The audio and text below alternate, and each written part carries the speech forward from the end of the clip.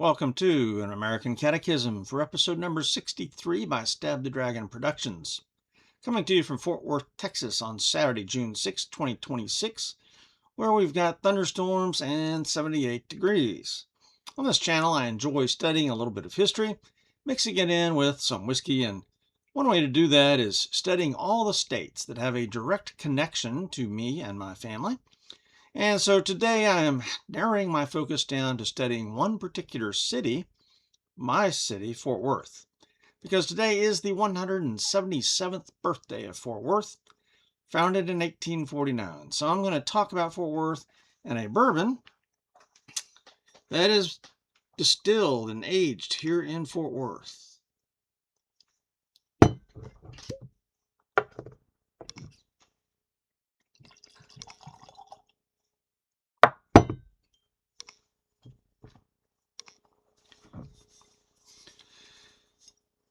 TX Straight Bourbon, PX Sherry Cask Finish. All right, first we're going to do a little bit of talking about Fort Worth. Founded in 1849 on this date, June 6th, by Major Ripley Arnold. He was commander of F Troop, 2nd United States Dragoons. What is a dragoon?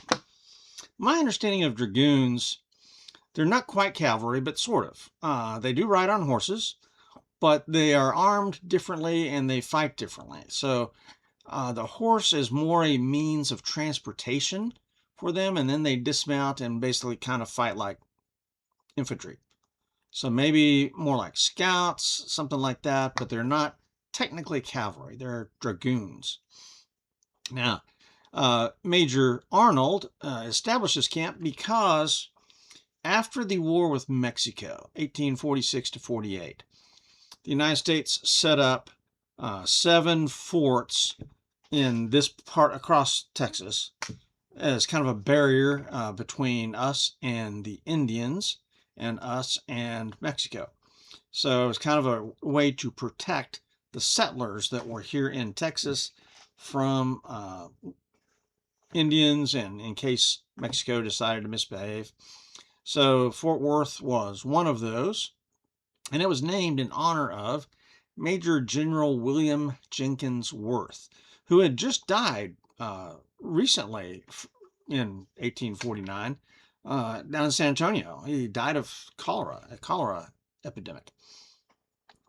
So Fort Worth, through the years, has been known for various things. It was part of the Chisholm Trail. So cattle drives came through Fort Worth. And then, of course, railroads eventually caught up to Fort Worth, and that helped the meatpacking business that was here as well, helped transport beef and packed meat. But Fort Worth has also been known as Cowtown because of that, and rodeo. There's a big rodeo that happens in the Fort Worth stockyards, and now it's at the Dickies Arena. So the annual Fort Worth Stock Show and rodeo is a huge thing here. It's been in business for, well over 100 years. Fort Worth was also home to Camp Bowie. Camp Bowie was used during the World War I to train up troops for the war effort there. And then during World War II, Fort Worth was famous for manufacturing the B-24 Liberator.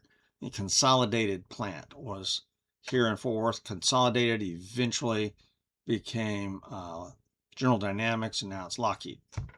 And so we all have been constructing aircraft for 80 years here in Fort Worth as well. So you had the B-24 Liberator in World War II. You had the B-36 Peacemaker. You had the FB-111. You had the F-16, of course, and now the F-35. Parts of it are made here, and so famous for its aviation technology as well. And then also in Fort Worth, we've got the big racetrack, north part of town, North Fort Worth, and you've got the Dickies Arena, I've said, which is a famous concert arena. So it's known also as Panther City because back in the day, it was known to have mountain lions roaming around. So Fort Worth has got a rich history. It's the number 10 city in America right now for population. And it certainly was not that when we moved here 40 years ago, but it is now. And all of Texas, in fact, Texas has 4 of the top 10 cities in America. So Texas is booming. So that's just Fort Worth has got 4 or 5 distilleries. Let's see, we're celebrating. I'm drinking a TX Bourbon today, but we also have Acre Distillery. We've got a branch of Lockwood here. Lockwood was based in Dallas. Actually, I think is it Richardson maybe? But it's Dallas, but they have a branch here in Fort Worth that helps distilling, and you can certainly eat there as well. So you've got Blackland Distillery is also here in Fort Worth, and I think they're constructing there's another whiskey company constructing something, but Trinity River Distilling is here. They make Silver Star whiskey and Silver Star 1849 bourbon. So Fort Worth has got several distilleries. So we're blessed locally with distilleries.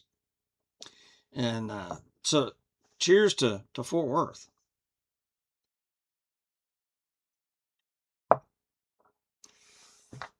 Now let's talk about the bourbon. Just the facts. This is the Cask Finish series by TX. This is a straight bourbon whiskey finished in PX sherry casks. Comes in at 101.6 proof. And this is grain to glass Texas product. No age statement, but it is a straight bourbon. It is at least 4 years old and then finished in those PX sherry casks. This costs about $60. Tasting notes. I get red fruits, chocolate-covered cherries, raspberry, wood spice, pecan, molasses, just a hint of the Texas funk. I gave it a score of 93. Letter grade for drinkability, A+. This is a favorite. And my recommendation, this is a big, bold whiskey at 101.6 proof, and it does have a little kick to it, not inappropriate. So if you're a little bit proof sensitive, this might not be for you. If you're a wine drinker, this is a great transition to whiskey, for sure, to bourbon. And it does have just a hint of the Texas funk. So if you're scared of that Texas funk, this one doesn't have much of it. I mean, it's barely there. The wine really overshadows that. So I give it, again, a 93 and a letter grade for drinkability, an A+.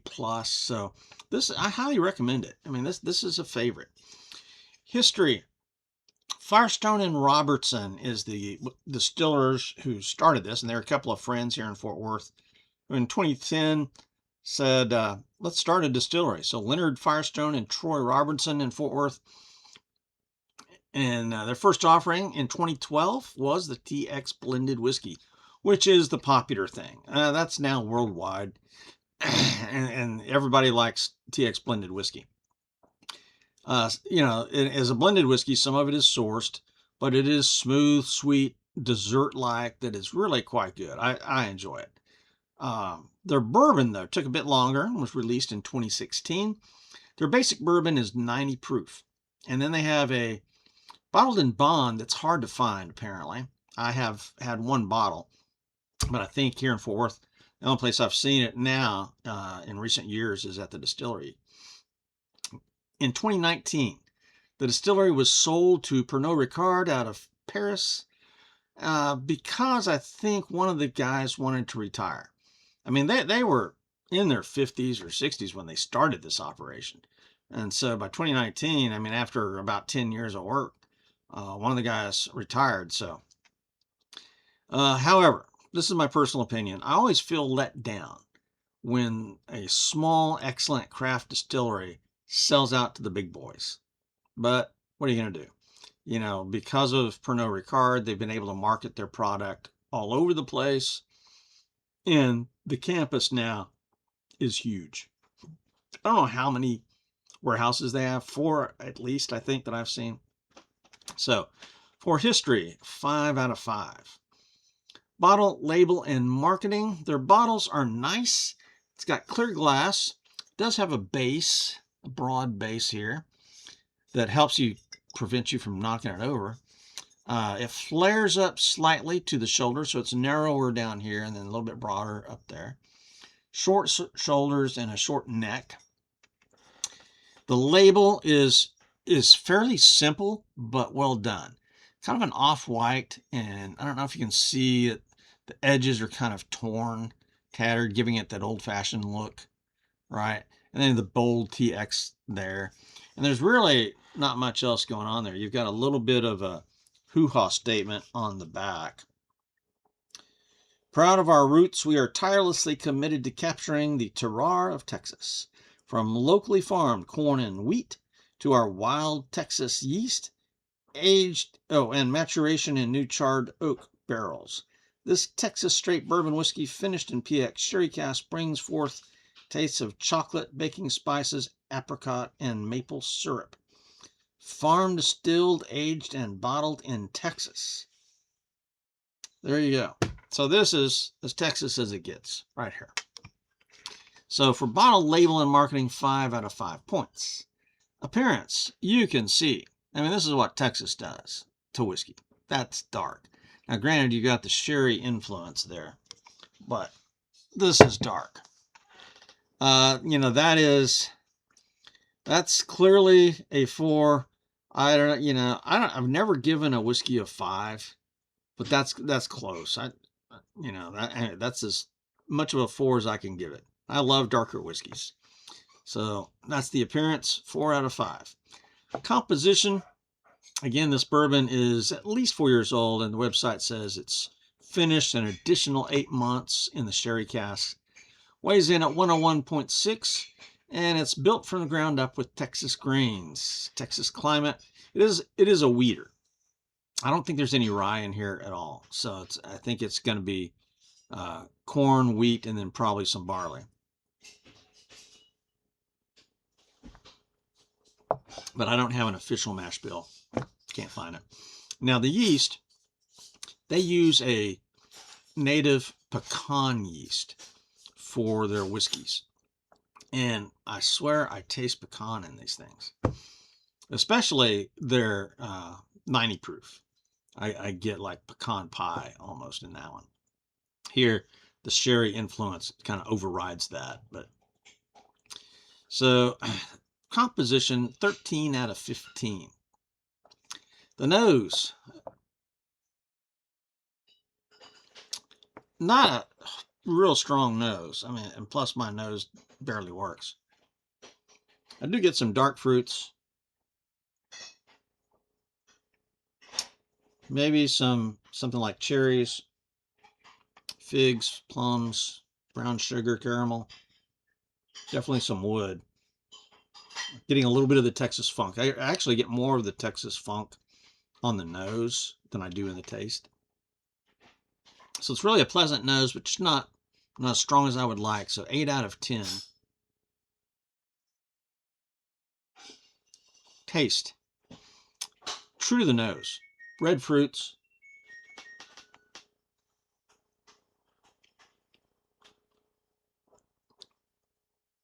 Chocolate covered cherries. Maybe raspberry. Wood spice, pecan, molasses. A hint of the Texas funk. This is just really good. I've had all 3 of the barrel finished series now. The tawny port, the sherry, and the cognac. Of those 3, I would have to do a blind taste. I tend to think I like the cognac first, the most, but they're all excellent. So, tasting, 24 out of 25. Mouthfeel, burn, and finish. It's got a rich mouthfeel and an appropriate burn for the 101 proof, which some people may consider, too strong. The burn does go to the back of the throat and maybe up in the sinuses just a little bit, but again, in an appropriate way. There is nothing negative on the burn with this to me. It's very pleasant. but I tend to like the alcohol burn of bourbon. I just do. The finish is long with the fruit and the wood. Molasses notes may be lingering.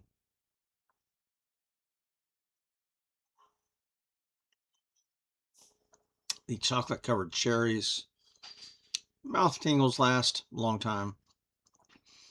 Mouthfeel burn and finish a 14 out of 15. Now, versatility and flexibility. This is fantastic neat.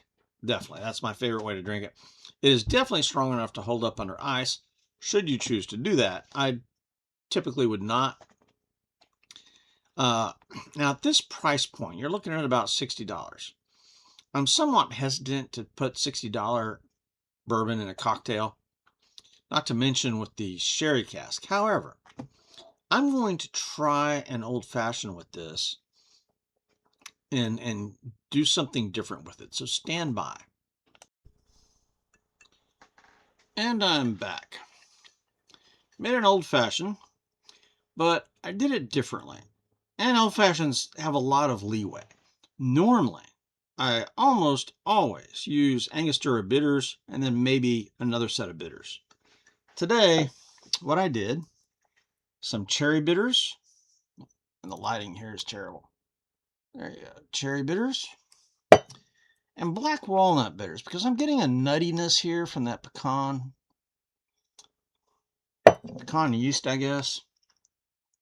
And I've got 2 Luxardo cherries in here.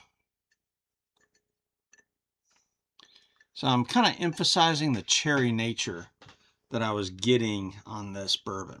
Here we go.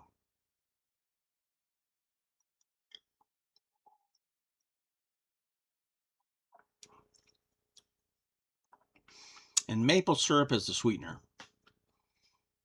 And that's pretty darn good.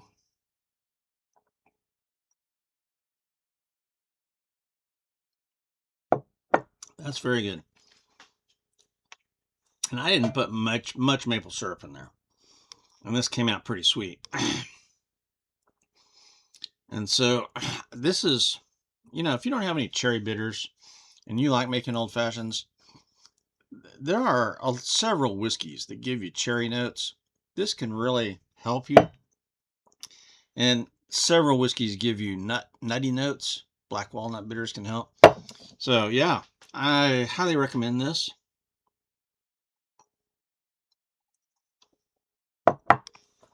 So, versatility, flexibility, 5 out of 5. That's pretty solid. Now, price, value, and availability. Goody Goody is where I bought this for $57.99. Specs has it for $60.99. Total Wine, $60.99. Great availability locally. And since they're now owned by Pernod Ricard, I'm pretty sure they have a good distribution network around the country, maybe even overseas. This is top tier Texas bourbon. So that $60 price tag for a craft distillery, that's solid. Okay. And if you're a fan of finished bourbons, absolutely. So price, value, and availability, 10 out of 10. Bonus points. Again, this is just a beautiful Fort Worth bourbon. I'm proud of my hometown here, my city. Proud of TX. The fact that I can get there in about 15 or 20 minutes is great. The finished sherry cask is wonderful for the price. I mean, again, they've got a port, tawny port, and they have a cognac finish. All of those are excellent. So 5 out of 5 for bonus points, giving me a total score of 93. Letter grade for drinkability, A+. My analysis and recommendation. Again, one of the best bourbons in Texas, I think. And at this proof, it may be a little high for proof-sensitive casual drinkers. But for 101.6 proof, it's not an obnoxiously high burn. Okay, this is a proof positive burn. I mean, it's appropriate. Those who love wine may transition to this easily. If you're a wine drinker, say, hey, I want to try a wine finished Texas bourbon. Well, here you go, right here. Highly recommend it. All right, coming up next. Next, we're going to go back to our Texas Rye Whiskey Studies channel. And Corsair Dark Rye is coming up next in that lineup. But also, next weekend is World Gin Day, I think. So we may look at a gin next weekend, perhaps. We'll see. For now, this is Stab the Dragon Productions, an American Catechism for Fort Worth on their birthday, and TX Sherry Cask Finished Bourbon out here.